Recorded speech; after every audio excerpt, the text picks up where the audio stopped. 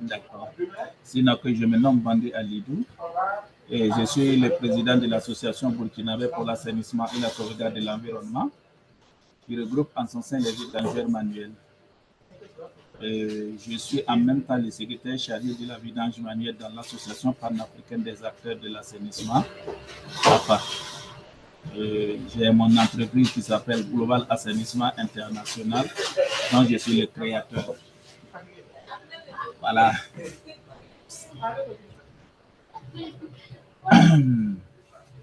Je pense qu'à partir de là, l'association gère plus de 180 membres, avec 41 membres adhérents qui sont actifs, qui travaillent régulièrement, et les 120 autres personnes, voilà, de façon spontanée.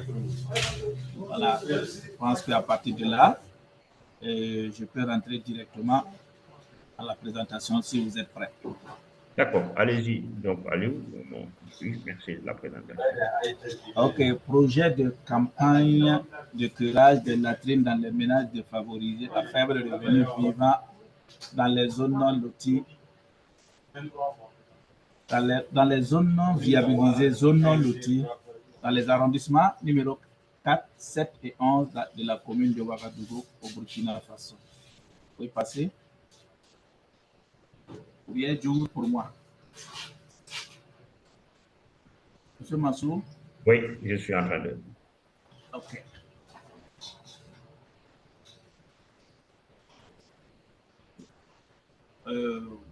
Vous verrez en introduction le plan, l'introduction.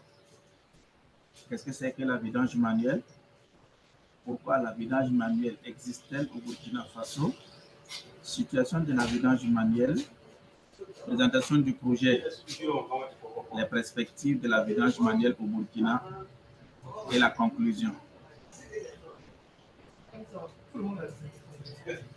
Introduction, justification du projet.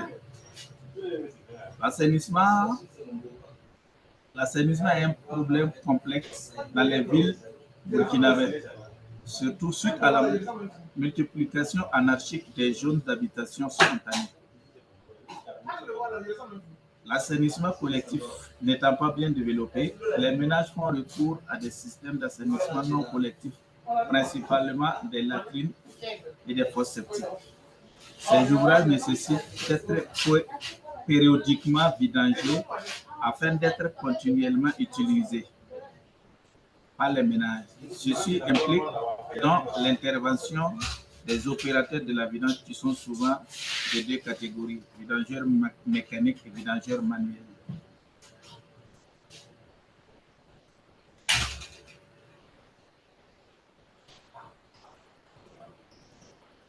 Je m'en suis. Introduction toujours. La vidange manuelle occupe une place non négligeable au Burkina Faso suite au type d'ouvrage utilisé par une grande partie de la population, dont notamment les latrines traditionnelles, les latrines VIP et les latrines sans plate, les latrines écossane et les puisards. Voici présenté ici en image les latrines traditionnelles, les latrines sans plate, les latrines écossanes.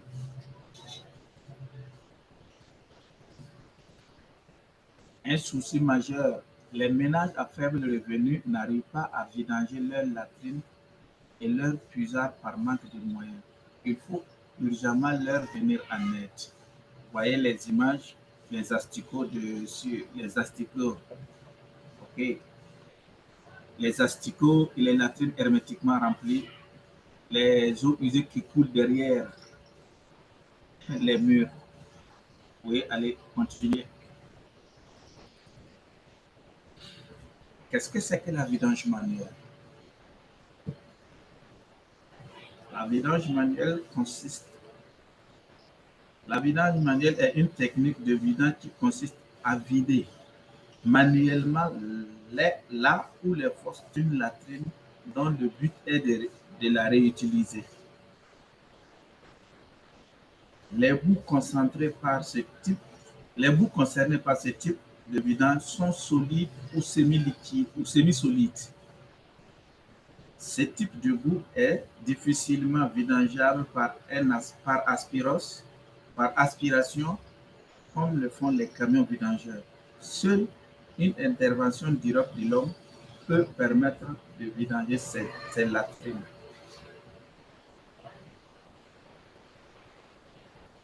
Vous voyez comment les boues sont compactes en image. Vous voyez comment on vidange une latrine traditionnelle.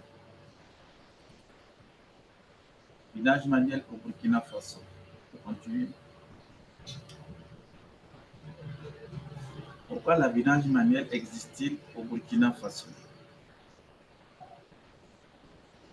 Vous voyez en image ici, vous allez voir des couteaux, des plats, des chérums, des tabourets, des bouteilles. Vous savez, la latrine dans les ménages sont utilisées comme une seconde latrine. Donc tout ce qu'on ne veut pas dans le ménage se retrouve dans la latrine. Vous voyez des chaussures, des gobelets, etc. L'existence de besoins auprès de la population, l'utilisation courante d'une technologie de latrine qui produit des boues solides, l'incapacité des camions à vidanger, aspirer l'intégralité du contenu des fosses, la mauvaise gestion des fosses dans les ménages utilisés comme deuxième poubelle.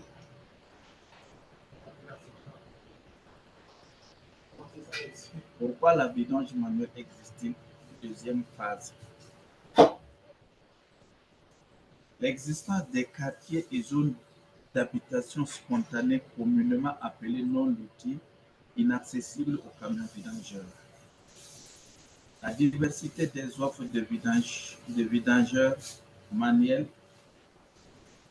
latrine tombée, retrait de la partie liquide solide, la gestion des boues de vidange insuffisante dans les zones urbaines, le manque d'infrastructures et des schémas directeurs pour la gestion des boues de vidange.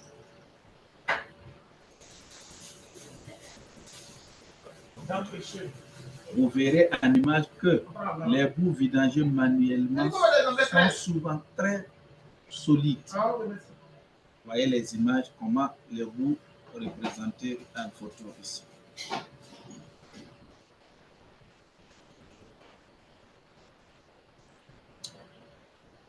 Le cas d'une latrine effondrée qui doit être vidangée. Vous voyez comment ça se présente. Un camion vidangeur ne peut rien faire ici. La vidange manuelle au Burkina avant, vidange typiquement manuel à abandonner. Vous voyez, le début en progression, en immersion, fin de vidange et nettoyage.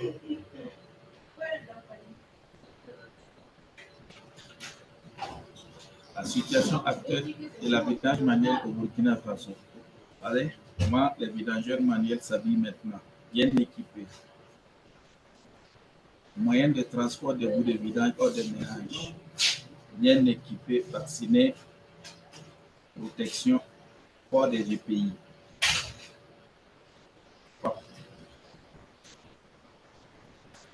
Les acteurs de la vidange manuelle au Burkina.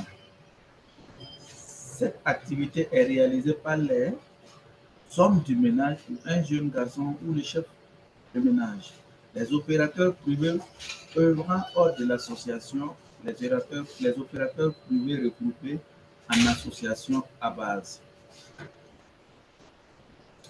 Les vidangeurs manuels sont souvent des hommes de tout âge, des acteurs peu sensibilisés en matière de santé publique et de protection de l'environnement. Pour la plupart de ces cas, des acteurs qui souffrent de la discrimination, des acteurs travaillant dans des conditions difficiles, sans reconnaissance, sans formation et matériel adéquat pour faire le travail. Situation actuelle de la vidange, la présentation de la base. Association burkinabé pour la sauvegarde, Association burkinabé pour l'assainissement et la sauvegarde de l'environnement ABAL est créée le 2 mars 2012 avec 24 membres. Aujourd'hui, elle regroupe À son sein, plus de 41 membres actifs et plus de 180 membres adhérents. Une petite erreur de ma part. Et le logo de la base. Les principaux objectifs de la base, c'est de lutter contre la pollution des villes burkinabées par les boues de vidange et de lutter contre le dépotage sauvage et anarchique.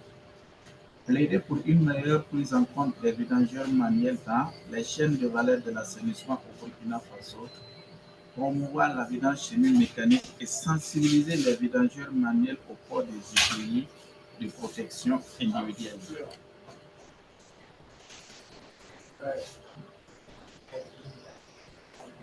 Quelques structures collaboratrices des acteurs de l'assainissement et les acteurs de vidange manuel. La base travaille en collaboration avec l'AVIF, l'Association des vidangeurs mécaniques du Faso, l'ONEA, la mairie, la Direction générale de l'assainissement, WaterAid et États-Unis, Institut des yeux, NIEL, Speak Up Africa et autres associations, ONG et associations du secteur de l'assainissement, etc.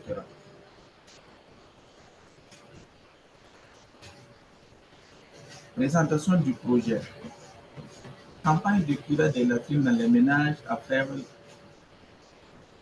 Campagne de curage des latrines dans les ménages à faible revenu vivant dans les zones non viabilisées, entre parenthèses non loties, dans les arrondissements numéro 4, 7 et 11 de la commune de Ouagadougou au Burkina Faso.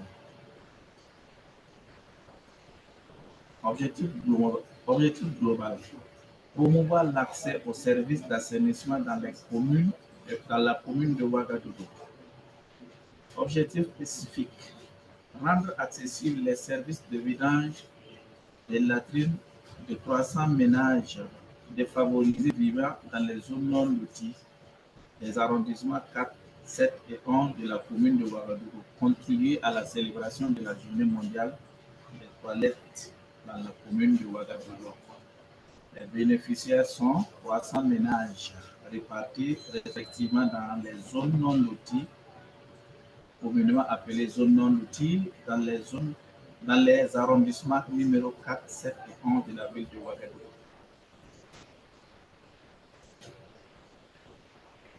La mise en œuvre.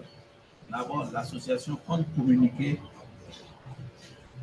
faire une vaste communication pour pouvoir rentrer en contact auprès des ménages défavorisés. L'identification des ménages se fera en partenariat avec la mairie et la base se chargera de vidanger les fosses. La durée doit faire 2 mois, incluant la date prévue pour la célébration de la Journée mondiale des toilettes. Ici, un image. Partie prenante, budget prévisionnel. Les ménages vont contribuer 30%, la base 20%, fonds à rechercher auprès des PTF et ONG 7 500 000 et le coût total du projet s'élève à 15 millions. La base compte apporter un montant global de 3 millions et demande une subvention de 7 millions auprès des PTF afin de pouvoir permettre à chaque ménage de bénéficier du service à un coût de 15 000 francs par fosse au lieu de 50 000 francs. Les perspectives de la vidange manuelle au Burkina Faso, c'est d'arriver à professionnaliser le secteur, créer des sites de dépotage de boue adaptés aux deux types de vidange mécanique et manuel, promouvoir la meilleure vidange du secteur de l'assainissement, sensibiliser la population à une meilleure gestion de l'air latrines.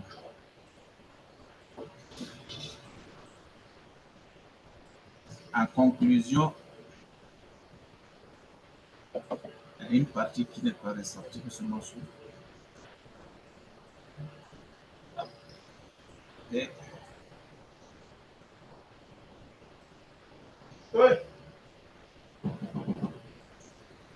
La vidange manuel. En conclusion, la vidange manuelle informelle ou en condition non sécurité doit être formalisée, fait plus sécure. Dans son état actuel, la vidange manuelle représente une opportunité économique pour les acteurs impliqués et pouvant donc contribuer à l'amélioration de la chaîne de valeur de l'assainissement. Le présent projet va aider les populations vulnérables à curer leurs ouvrages et à vivre dans un environnement plus sain. Bonne célébration de la journée. Oh, ce projet donnera sans doute un coup de lumière à la Journée mondiale des toilettes. Bonne célébration de la Journée mondiale des toilettes. Je vous remercie.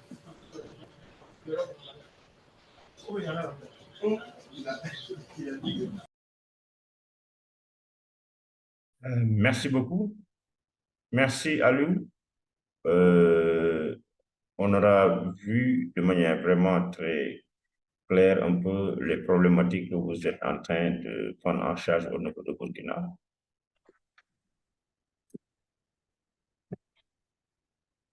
Yes, thank you so much, Alidou, for the presentation. We will now be taking some questions. So if anybody has questions, please feel free to ask them. Merci Aliou, merci Aliou, merci Michael. Donc nous avons vu la présentation d'Aliou qui est en tant qu'acteur privé et en train de prendre en charge des problématiques bien précises au niveau du Burkina par rapport à leur contexte. On a vu que longtemps que quand on parle d'assainissement autonome, on était focalisé sur la vidange mécanique et à un certain moment, on se disait qu'il faut se débarrasser des gens qui font de la vidange manuelle. Donc, eux, ils ont changé d'approche en disant qu'il faut les professionnaliser, les formaliser, parce qu'il reste toujours des ouvrages qui ne sont pas accessibles aux camions et qui ont besoin d'être pris en charge. Et donc, ça, c'est une solution proposée par un acteur de l'assainissement. Nous allons passer maintenant aux questions, donc à la session des questions-réponses. Donc, si vous avez des questions, vous êtes libre de le faire en vocal ou sur le chat et Aliou va se permettre de répondre à ces questions-là. Merci. Alors, Mansour, oui. Je vais essayer d'entrer en jeu très tôt pour ne pas quitter sans faire des remarques sur la présentation. Si vous le permettez, je peux intervenir? Oui, oui, allez-y, docteur, vous avez la parole. Merci beaucoup, Mansour. Merci donc à nous pour cette présentation. Et je pense que, Mansour, vous avez touché du doigt un des aspects importants. Il est vrai que tout le monde ne peut pas avoir des vidanges mécaniques. Il faut aussi parfois des vidanges manuelles. Le contexte parfois s'y prête. C'est un problème parfois d'urbanisation. Les camions ne peuvent pas accéder à des zones, il a dit, donc qui sont inaccessibles. Moi, je n'ai rien contre donc, cette forme de vidange. Je veux qu'on modernise, c'est vrai. Le seul problème qui existe aujourd'hui, j'ai entendu qu'ils veulent professionnaliser l'activité, mais ça passe par la sécurité, par les conditions d'hygiène. Aujourd'hui, dans sa présentation, il n'a pas insisté sur les conditions d'hygiène. Les gens même qui descendent dans les fosses là, qui travaillent, quand vous les voyez réellement, vraiment, tu dis qu'il faut qu'on cesse de faire ces genre de village-là. Ça peut être approuvé, mais ça doit être accompagné par une sécurité. Moi, je me rappelle bien, j'avais même fait une sortie dans LinkedIn, je pense bien, et Mansour, je disais que je l'avais intitulé, donc le BAPEL doit disparaître. Vous connaissez bien les BAPEL. Moi, j'étais pas dans cette théorie-là, pas parce que je suis contre cette forme de vidange-là, mais parce que les conditions ne sont pas réunies pour faire ce vidange-là. Si ces gens-là veulent vraiment, si vous voulez les aider pour que ce soit du professionnalisme, il faut que vraiment ça mette des conditions d'hygiène. Donc, il faut que les gens soient regardants. Il faut qu'on réussisse à leur donner des agréments. Celui qui une entreprise qui ne respecte pas ces conditions-là, donc ne doit pas pouvoir exercer donc, ce travail-là. Donc voilà, moi c'est comme ça. Donc, mais il faut dire que c'est complémentaire. Il y a des zones qui sont inaccessibles. Alors, même pour cette question d'accessibilité, un jour je posais la question à quelqu'un. Je dis, mais quand vous voyez dans des quartiers du Sénégal, Guénaré et Constant, qui ne sont pas accessibles aux véhicules, vous dites que les camions ne peuvent pas accéder. Mais pourtant, dans ces zones-là, les gens construisent des immeubles. Comment ces gens-là ont fait pour amener ces matériaux-là jusqu'à construire des immeubles? C'est une question. Donc, on peut faire un mix. On peut avoir des tricycles, en tout cas des choses qui peuvent accéder à ces zones-là, mais quand même que la chose soit modernisée en insistant sur le volet de sécurité et conditions d'hygiène. Mansour, voilà, j'ai beaucoup de choses à dire là-dessus, mais je ne veux pas monopoliser la parole. Une fois de plus, merci beaucoup encore pour essayer de rappeler un peu aux besoins d'investissement, aux besoins de violence. Merci beaucoup, Mansour, et merci beaucoup à vous tous. Ciao. Merci, docteur. Et donc, je rappelle que Pape Samba est donc, travaille pour la structure de l'assainissement, qui s'occupe de l'assainissement au Sénégal, et que donc, il aussi intervient au niveau de la foi. Donc, il a axé son intervention sur 2 points. Si on veut vraiment professionnaliser, et Ali, tu vas répondre par rapport à ça, il faut insister sur le volet sécurité et hygiène. Il va se permettre d'avoir des gens qui interviennent et qui peuvent répondre. Ça, c'est le premier point. Mais sur le deuxième point aussi, c'est l'histoire de la problématique d'accessibilité des camions à certaines configurations. Et ce qui est bizarre, dans certains contextes, on parle d'accessibilité, mais c'est des bâtiments qui sont construits avec du matériel de construction qui a été livré sur site. Donc, son questionnement, c'est comment se fait la livraison de ces équipements et de ces matériels et des équipements de maison dans ces maisons, dans ces ouvrages-là. Donc, ça veut dire qu'il faut juste la solution technique qui permet de régler ce problème d'accessibilité-là. Donc, Aliou, la question est de savoir, voilà, est-ce qu'il faut insister sur la partie sécurité et hygiène? Qu'est-ce que vous en pensez? Voilà, qu'est-ce que vous faites à ce niveau-là? Vous avez la parole, Aliou. D'abord, je remercie M. Pape Diop. Et vraiment, l'angle qu'ils ont tiré, c'est vraiment très, très pertinent du moins. Vous voyez, vous conviendrez avec moi que on veut surtout sécuriser d'abord les agents de ceux qui font ce travail doivent être au minimum vaccinés, porter des GPI pour faire le travail et arriver à transporter les bouts de façon sécurisée jusqu'au site de dépotage. Mais vous conviendrez avec moi que je prends un exemple terre à terre. Pour les moyens, pour les matériaux de travail déjà, je prends un exemple. J'ai eu la chance de pouvoir tester la Popopone, qui est une nouvelle technologie qui permet d'aspirer même les bouts semi-solides. La Popopone peut aspirer. Mais actuellement, la Popopone, pour un vidangeur manuel, je me demande comment il va faire pour l'acquérir. Ça coûte 5 250 000 à l'établi. La pompe, le compresseur et ses accessoires.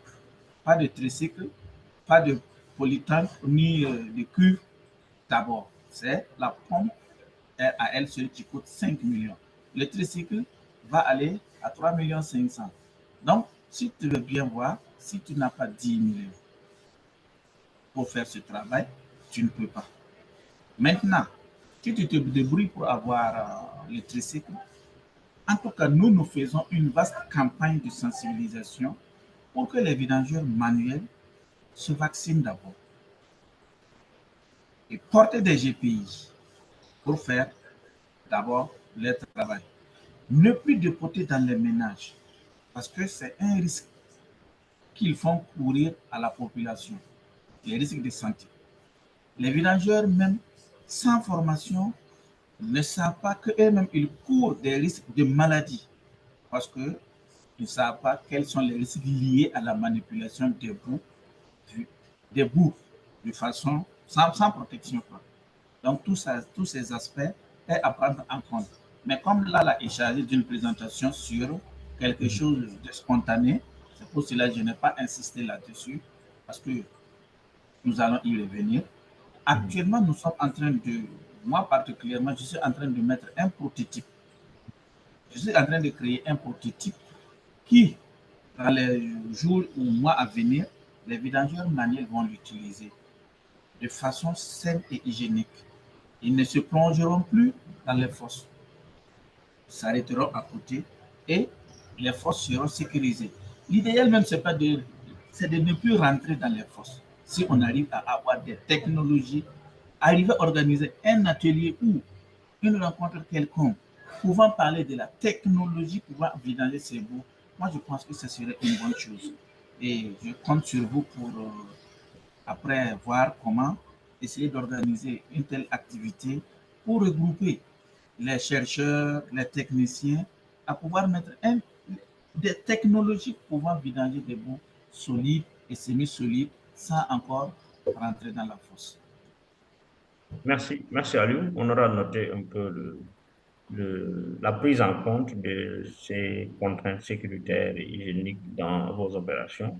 Et pour un peu résumer ce que vous avez dit, vous avez dit que non seulement c'est pris en compte, mais vous êtes en train de vous ouvrir à de nouvelles technologies qui pourraient permettre, encore une fois, de réduire les risques liés à la manipulation de ces bouts, notamment en intégrant de nouvelles technologies qui parfois peuvent être inaccessibles. Mais toujours est-il que voilà, une technologie puisse être vraiment performante, il faut qu'ils puissent allier les deux, fonctionnalité, performance, mais aussi l'accessibilité. Donc, nous allons noter, merci pour cette réaction.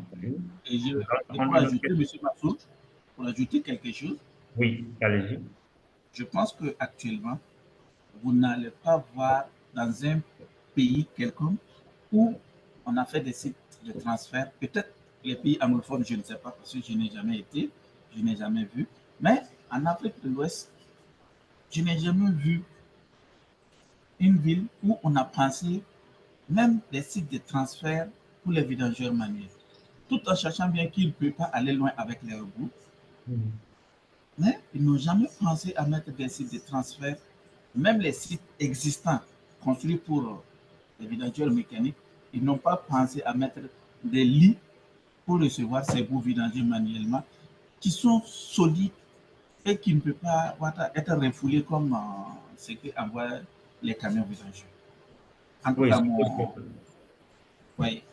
Cela pose effectivement la problématique de la prise en compte de cette variante vidange manuel dans les programmes publics. Est-ce qu'il y a quelqu'un qui peut-être pourrait apporter un éclaircissement dans ce sens? Qu'est-ce qui fait que dans les programmes, ils ne sont pas pris en compte? On va peut-être prendre une direction. Alors, vous êtes libre de désactiver votre microphone et d'intervenir si vous le souhaitez. Allô, Mansour? Oui. Oui, sur ce point, j'aimerais intervenir. C'est un point très intéressant. Alors, Mansour, moi, je pense que c'est au niveau politique, au niveau réglementaire, que les pays flanchent. Je pense qu'il n'y a pas suffisamment de prise en compte de ce risque écologique. Quand je parle de risque écologique, en général, quand les gens font de surveillance manuelle, on creuse un trou dans la rue, quelque part, et on vient les choses et puis on ensevelit. Sans pour autant se soucier. Donc, qu'il y a une nappe ou bien il n'y a pas de nappe. Quand tu prends le cas de Dakar, il y a des inondations. Mais tout ça là, ça passe dans les eaux de pluie. Et ça affecte l'ensemble des populations. Je pense que c'est à l'autorité, c'est aux politiques d'être conscients, de faire un plaidoyer d'abord pour dire que ces gens-là, ceux qui sont en train de vidanger ces produits-là, il faut leur chercher des sites de déportage. Sinon, les gens, c'est vrai, ils n'ont jamais mis des points par rapport à ça. Et quand quelqu'un fait cette manière-là, comme je l'ai dit, il n'a pas d'outil de transport pour l'amener dans l'extension des vidanges. Ça peut être un peu loin. Et ça fausse le business. Alors, l'autre aspect que je voulais dire, en fait, je crois que Lydou donc l'a brossé un peu, c'est un problème vraiment d'entreprise. Comment créer une entreprise, prendre en compte toute l'hygiène et avoir les outils qu'il faut pour faire donc cette activité-là. Ça pose un problème. Tant que les États ne vont pas réussir à subventionner ces gens-là qui ont des petites et moyennes entreprises dans ce sens-là, l'activité toujours ne va pas donc prospérer. Le troisième aspect sur lequel je veux tirer, si aujourd'hui cette manière-là prend de l'ampleur dans une zone, qu'en est-il pour cette vidange mécanique? C'est un problème de business. Alors, vous avez un marché qui est là. Si 90% ça donne toujours à cette pratique de vidange, qu'en est-il quelle est la part de marché de quelqu'un qui veut monter une entreprise de vidange mécanique qui va accueillir des engins. Ça aussi, ça crée des problèmes. Il va falloir qu'en instant, que les autorités soient plus regardantes par rapport à ça. J'ai bien aimé la proposition a dit qu'il faut un séminaire, un verdier, où on aura par exemple des responsables locaux, des décideurs, des chercheurs, des ingénieurs. Tout le monde va essayer de donner son avis par rapport à ça.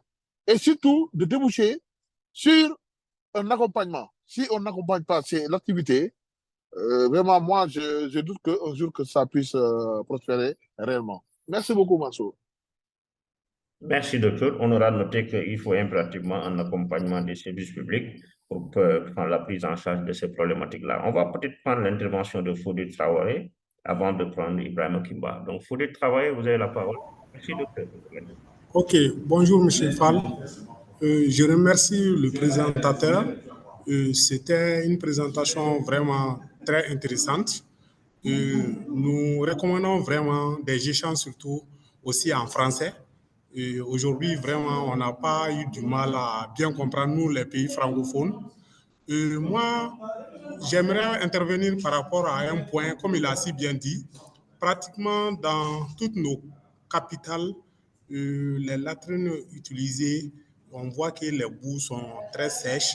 Et puis, pour vidanger avec les camions, ce n'est pas aussi évident. Et s'ils peuvent développer des technologies ou bien des produits chimiques pour pouvoir diluer vraiment les fesses sèches là, pour pouvoir rendre liquide, pour faciliter un peu les vidanges. Ça, c'est mon intervention. Je vous remercie. Merci, merci Fodé. On va enchaîner avec la question de Ibrahim Kimba. Après, Aliou, on a la possibilité de répondre à ces deux interventions-là. Ibrahim Kimba, vous avez la parole. Vous pouvez activer votre microphone, s'il vous plaît. OK. Bonjour, chers participants, chers panélistes.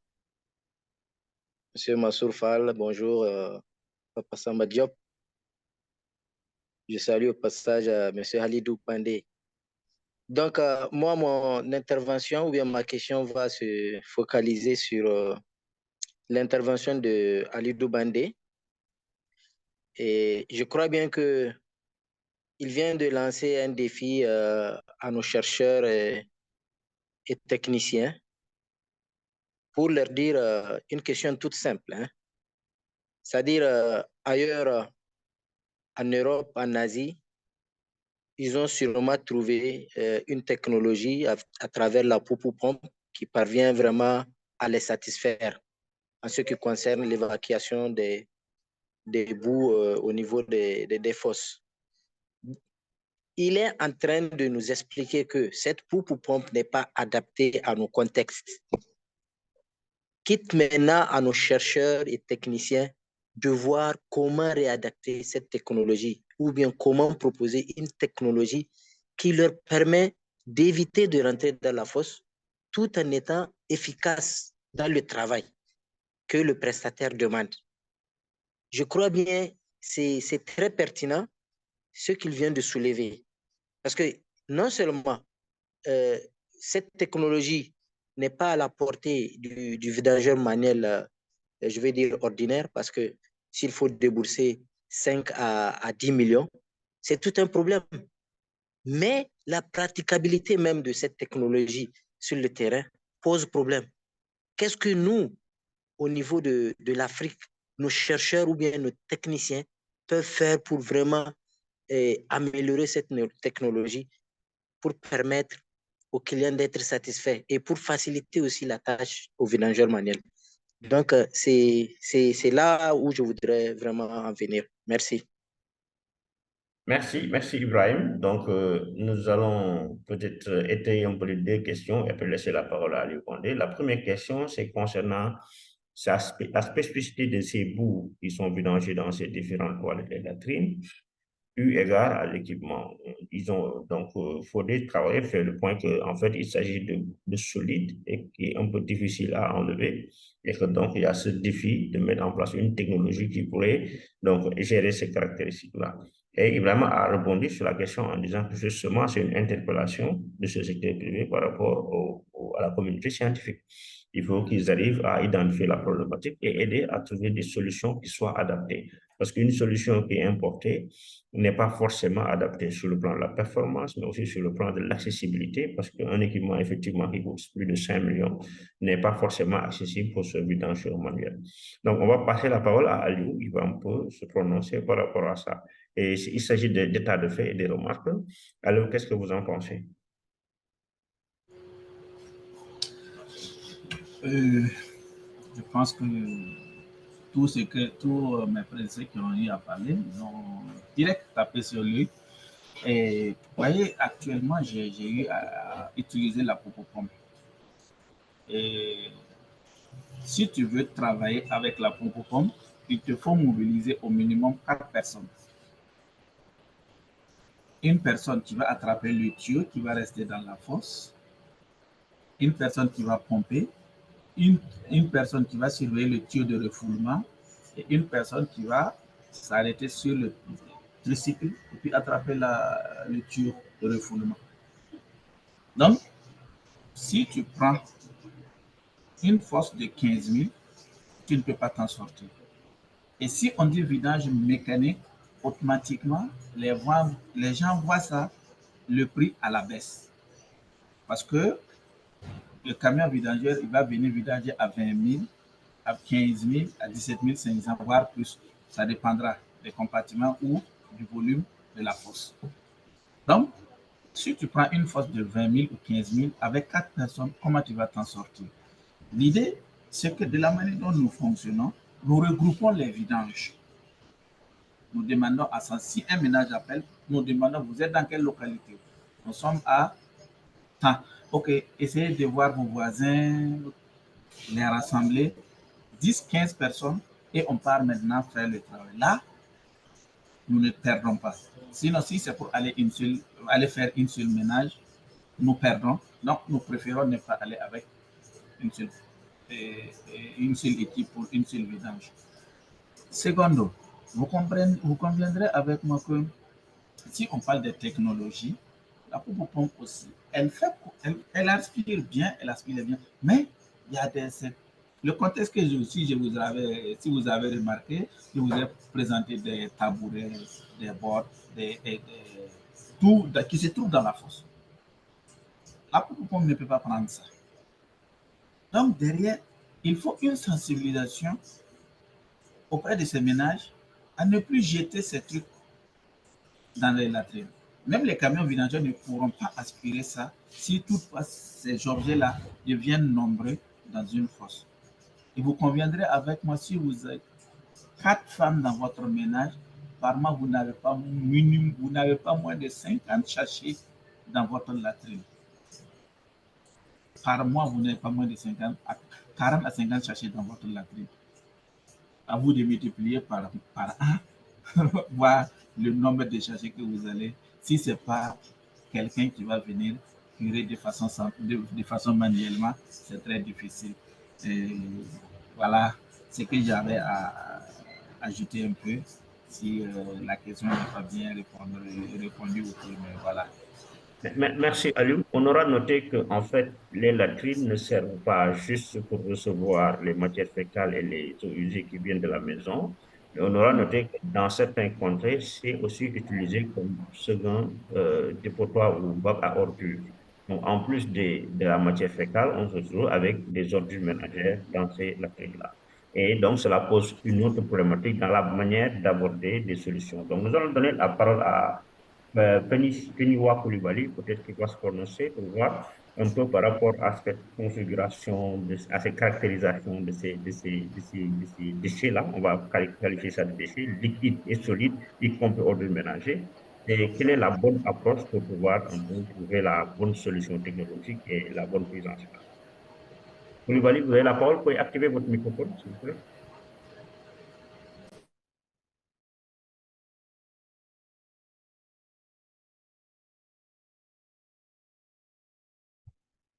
Koulibaly, on ne vous reçoit pas. Vous avez activé votre microphone, mais on n'arrive pas à vous entendre. Mon micro activé, vous m'entendez? Oui, on vous entend, on vous reçoit. Vous avez la parole, Koulibaly. Ok, à peu près. Donc, bonjour, monsieur Mansour Fall. Bonjour à Ali Toubandé, que j'ai eu l'occasion de rencontrer lors du FSM ici à Abidjan. Et bonjour également à tous les participants. Moi, ma question, c'est relative au cadre réglementaire de gestion des boues de vidange ou de l'assainissement non collectif. Est-ce qu'au Burkina, les politiques prennent en compte les vidangeurs manuels? Parce qu'ici en Côte d'Ivoire, tous les textes vont à combattre les vidangeurs manuels. Ils sont même pourchassés par les services de police parce qu'ils sont à la base des déversements anarchiques de boue dans les rues et dans l'environnement. Est-ce que, dans un premier temps, il ne faudrait pas adapter les textes réglementaires pour qu'ils prennent en compte d'abord les vidangeurs manuels, au lieu d'être combattus, on les prend en compte et voir comment les insérer dans le circuit de gestion durable des boues de vidange. Ça, c'est ma première préoccupation, mon premier point de vue. Mais concernant les techniques, bon, je félicite M. Alidou Bandé pour cette technique-là qui va vraiment en sauver plus d'un. Tel qu'il a dit, la technologie actuelle n'est pas adaptée à notre contexte.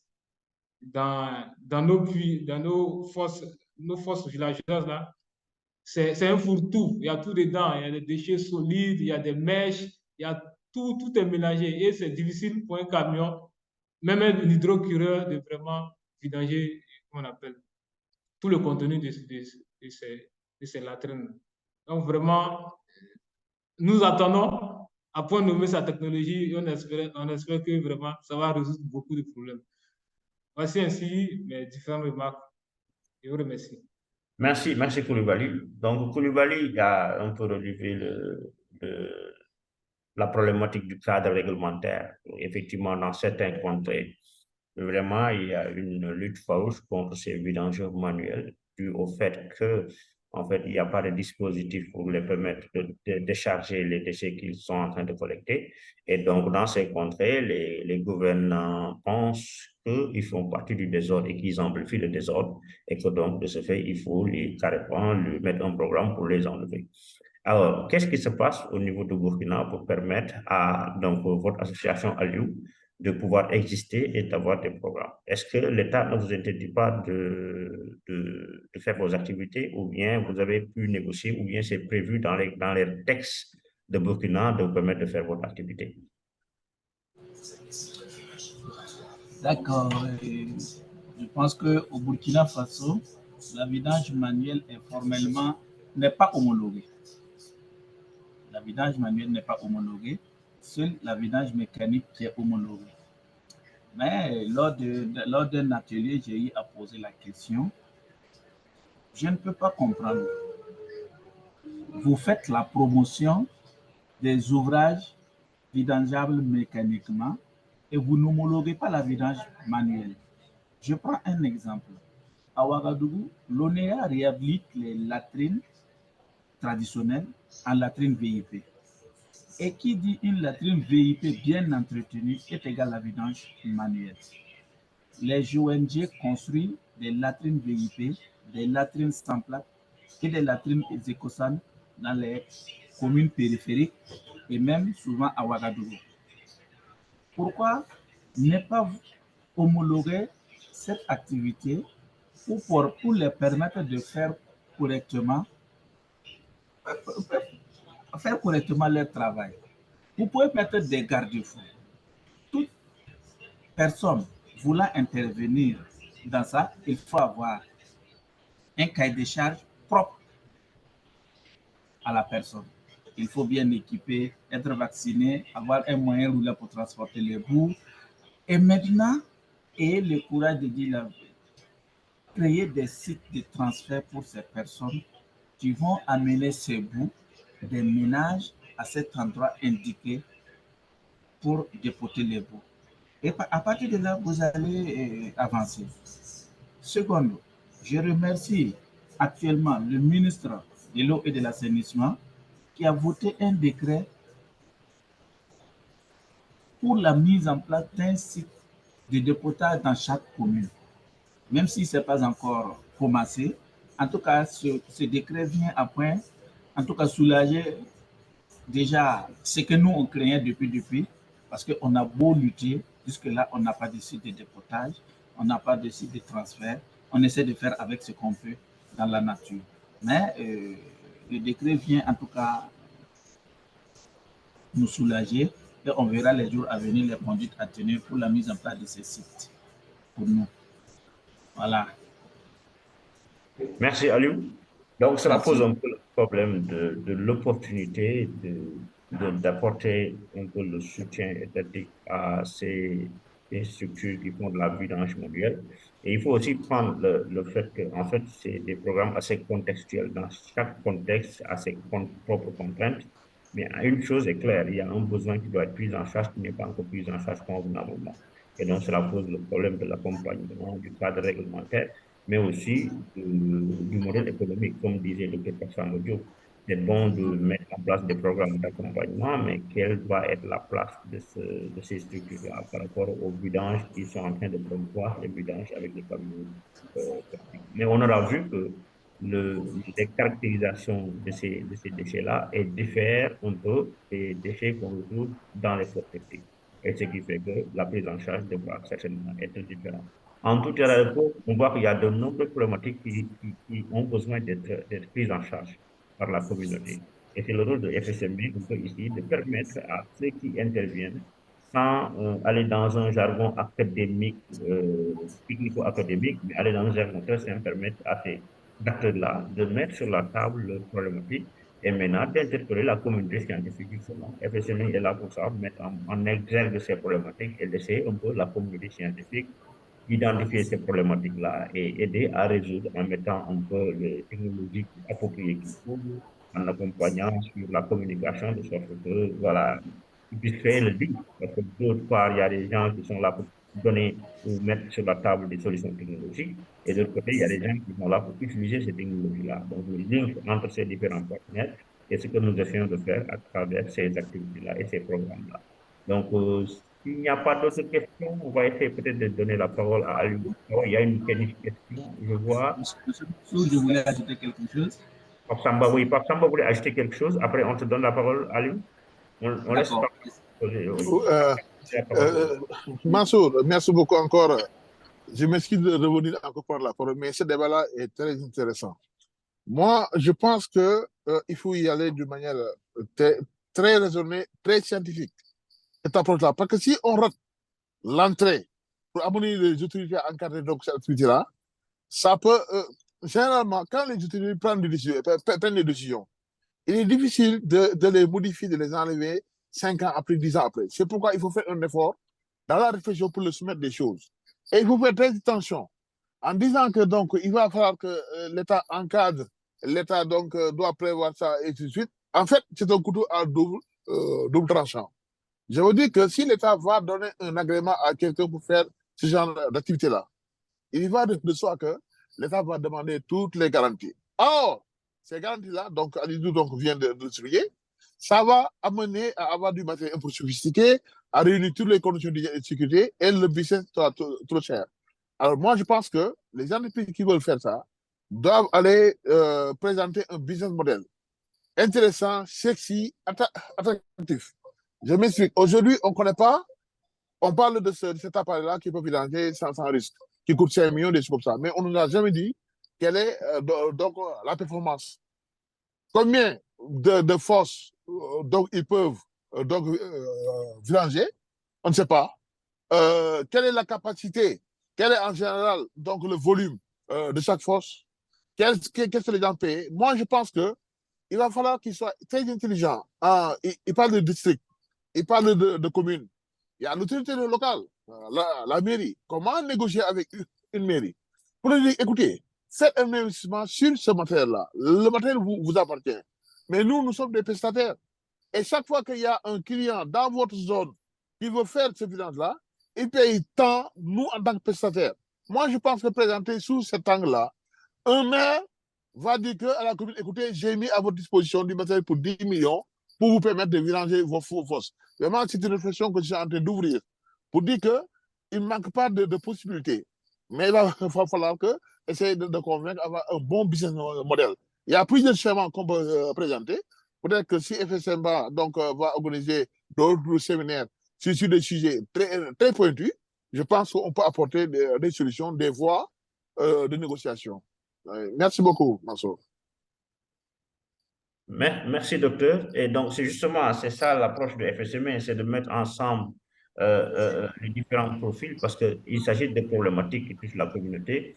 Et en général, ces problématiques-là ne peuvent pas être prises en charge par juste un profil bien déterminé, mais il faut l'approche étatique, il faut l'approche académique et il faut l'approche un peu du privé. Et on aura vu sur l'audience qu'on a différents participants qui viennent de ces différents secteurs d'activité. On a des académiques qui viennent de Suède, on a des académiques qui sont connectés à partir de Chine, on a des entreprises privées qui sont connectées aussi, on a aussi des gens du public comme Pape Samba qui apportent un peu cet éclaircissement et qui est important d'ailleurs parce que comme Dr Pape Samba l'a dit, il ne s'agit pas de demander à l'État de faire des choses pour prendre en charge juste un problème ponctuel parce que l'État, quand il intervient, quand il met en place un système, c'est pour 10 ans ou 20 ans ou 15 ans. Donc, il faudra bien travailler un peu l'approche pour que l'étude d'impact de cette décision étatique soit bien prise en compte et que les différentes contraintes soient prises en compte. Il a aussi souligné le fait qu'il s'agit de mettre en place souvent de bons modèles économiques qui permettent un peu les prises en charge de ces contraintes d'ordre financier, comme l'histoire d'acquisition d'équipements qui peuvent être chers pour le privé, mais qui peuvent être inclus dans les programmes d'assistance que la mairie ou la commune peut donner. Et donc, on va donner la parole donc il est presque 13 heures, on va faire 2 dernières interventions avant de conclure. On va donner la parole à Ibrahim Kimba. Vous pouvez activer votre micro, Ibrahim. Vous avez la parole. Bien, merci, monsieur Fall. En fait, pour le cas de la vidange manuelle, je crois bien que nous sommes sur la bonne voie. À mon humble avis, nous sommes sur la bonne voie. Et l'idéal serait d'abord de définir le rôle de chacun des parties prenantes. C'est-à-dire, l'État à son niveau peut initier des décrets comme ce qui s'est passé au Burkina.